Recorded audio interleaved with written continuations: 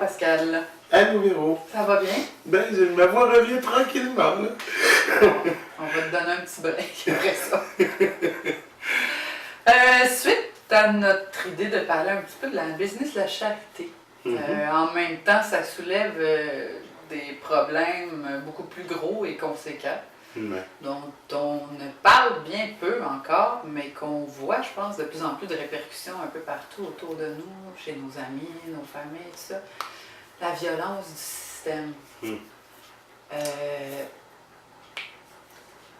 C'est drôle parce que la violence, c'est un thème à la mode en ce moment, avec les attentats, puis là on est en guerre contre le terrorisme. C'est formidable cette guerre-là, parce que ça nous fait oublier une violence bien plus insidieuse, bien plus répandue encore que la violence terroriste, qui est la violence d'un système qui exclut des êtres humains par millions, qui broie des vies. Et on le voit autour de nous. On a des amis, des proches qui ont souffert, qui sont au bout du rouleau. C'est un cercle vicieux aussi, souvent, par le boulot, la vie amoureuse ne va plus, bon, plus d'argent par la perte, tentative de suicide, en tout cas, je veux dire, c'est un cercle vicieux parce que moi, je peux en parler, j'ai des gens autour de moi qui essayent d'avoir de l'aide, puis j'en ai d'autres aussi que j'ai essayé d'aider pour ça. C'est vraiment dur d'avoir de l'aide aujourd'hui parce qu'ils vont te donner une petite prescription. Prends tes pilules, tout est en dépression, mais rien d'autre. On drogue les gens, on les renvoie chez eux, on les aide pas. C'est une béquille qu'on te donne, mais on te donne rien d'autre pour avancer. Fait qu'à quelque part, ben, qu'est-ce qui arrive? C'est que tu restes pogné dans un cercle vicieux, puis ben, à un moment donné, ça n'a plus de bon sens. Au-delà de toute cette détresse psychologique aussi, ce qui me frappe, c'est que c'en est une autre forme de violence particulièrement insidieuse. On n'arrête pas d'inventer des maladies mentales. C'est bizarre parce que... les fantasmes, presque, ça t'est rendu une. Les gens sont de plus en plus foqués, de plus en plus malheureux, ont de plus en plus de mal à composer avec une réalité qui les dépasse. Et on dit toujours que c'est eux le problème. Comment ça se fait qu'on ne s'est pas encore rendu compte que c'était le système lui-même le problème? Que ce société-là est devenu totalement malade, inhumaine, invivable pour bien des gens. Ben, c'est l'individualisme avant tout, c'est l'argent avant tout, c'est pas la justice sociale, c'est pas les biens communs, c'est pas important. Mais bon, on fait tout pour nous isoler, nous diviser. Aussi.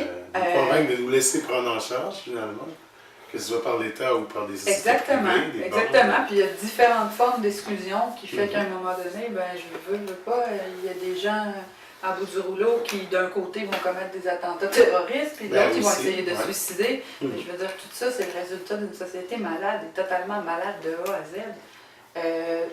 Il y a des appels à l'aide qui ne sont pas entendus, énormément. Puis je veux dire, quand quelqu'un appelle à l'aide, comme en fin de semaine passée, en fin de semaine passée, le petit gars, bon, ça a l'air qu'il était violent, puis tout ça, mais ils l'ont abattu. Il avait besoin d'aide. Ils l'ont tué.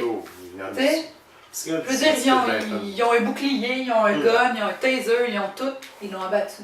Puis c'est pas la première fois que ça arrive. Puis oui, je peux comprendre que c'était peurant quelqu'un en crise, mais justement, on peut-tu désamorcer la bombe avant qu'elle explose?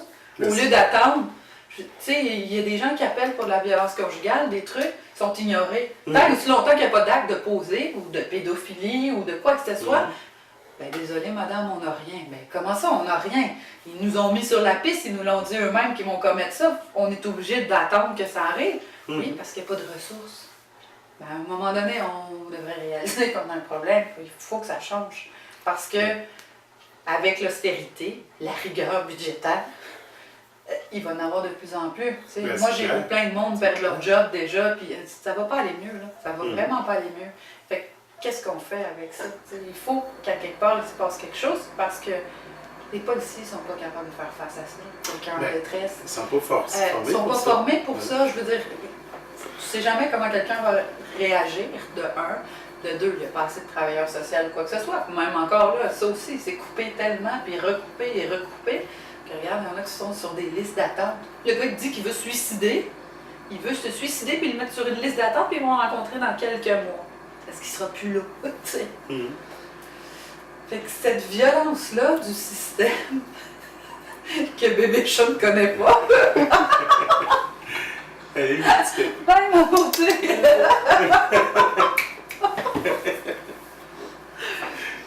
Cette violence du système n'est pas prête de s'estomper. Puis il va falloir qu'on trouve des façons de faire parce que quelqu'un malade puis quelqu'un de souffrant, ça peut aussi devenir très agressif. Parce que, Ben oui, forcément. puis le système de santé, ben écoute, tu vas à l'hôpital, tu n'as même plus moyen d'avoir un rendez-vous pour quelque chose, on va t'appeler selon la gravité des. Mais voyons donc. On te boit de pilule, on travaille chez vous. Ouais. Arrange-toi avec tes. Fait que la violence du système, on ne peut pas la négliger. Ben, on ne c'est peut ça. pas faire semblant que ça fait pas partie du problème, en fait. Je savais que je voulais en venir à ça. La plus grande violence, c'est ces maudites politiques d'austérité qu'on nous impose.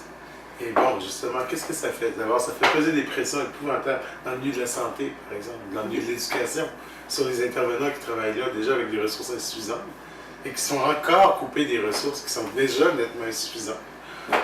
Et puis bon, ben, ces gens-là, on va avoir une épidémie de burn-out. De burn-out, les retraites anticipées, tout chez ça. les profs, tout ça.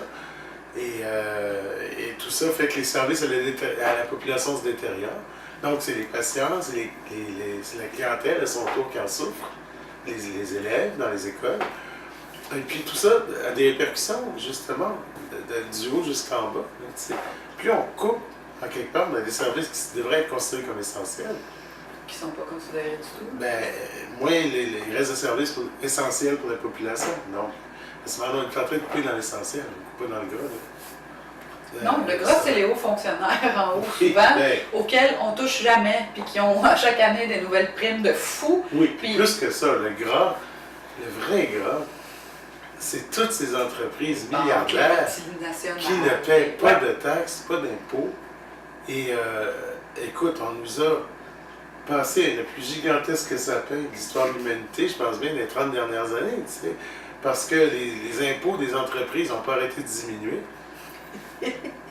Et on a coupé dans les services, on coupe partout, les services à la population, les filets de sécurité sociale.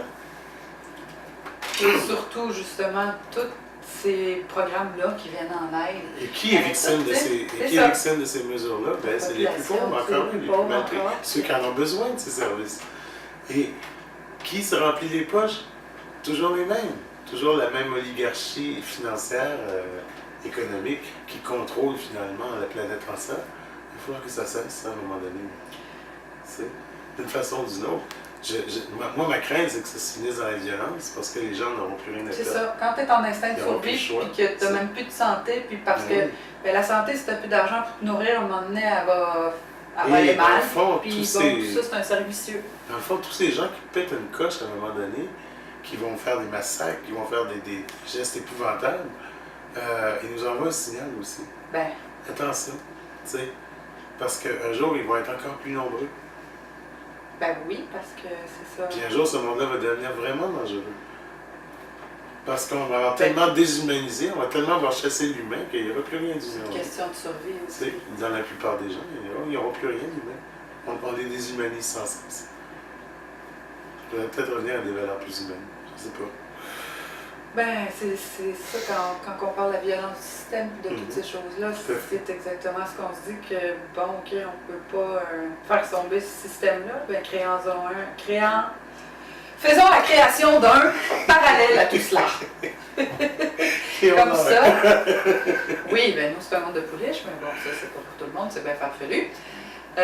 Mais il va falloir aller vers d'autres choses que ça, parce que de laisser notre vie dans la main de ces gens-là, je sais pas où ça va nous mener, mais pour l'instant, c'est un mur qu'il y a devant nous, c'est pas beau, ce qu'il y a à l'horizon.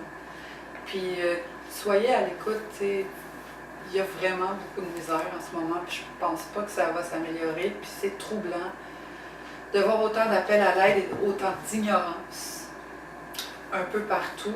Puis je sais que c'est pas nécessairement la faute des infirmières ou quoi que ce soit et tout ça, tu sais. Mais on est en manque de ressources, on est en manque d'aide, mais il faut qu'il se passe quelque chose parce que c'est ça. Ça va pas bien. Puis surtout, achetez pas la violence qu'on cherche à nous imposer. En ce moment, on essaye de nous vendre une troisième guerre mondiale, j'en ai bien l'impression. Parce qu'on nous fait peur, on nous conditionne, on nous fait peur avec les gros méchants islamistes, puis les gros terroristes. Puis... Informez-vous un peu. La plupart de ces organisations-là ont été financées et mises sur pied par des gouvernements occidentaux qui aujourd'hui prétendent leur faire la guerre. Alors, dans quel but? À quoi on joue? Qui est-ce qu'on manipule? est-ce qu'on n'est pas en train de passer encore une fois un gros sapin, là, tu sais? Puis, c'est pas vrai que les musulmans, les arabes, les syriens sont nos ennemis, là, tu sais? Pas plus même que les juifs. Que... Nos ennemis, c'est ceux qui tirent profit des conflits. C'est pas ceux qui les subissent. Jamais.